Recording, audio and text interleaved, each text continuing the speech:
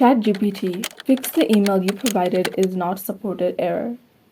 So if you're seeing this error, what you want to do is go ahead and open an incognito tab.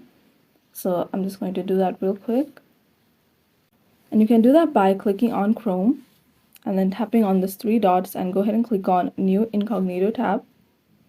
And then go ahead and type ChatGPT and then go ahead and click on Login and then enter your email address and then click on Continue.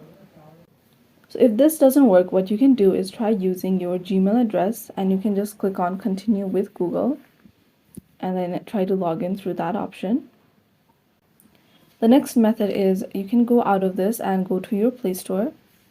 So go ahead and type VPN at the search bar and then you can download any of the VPNs you want.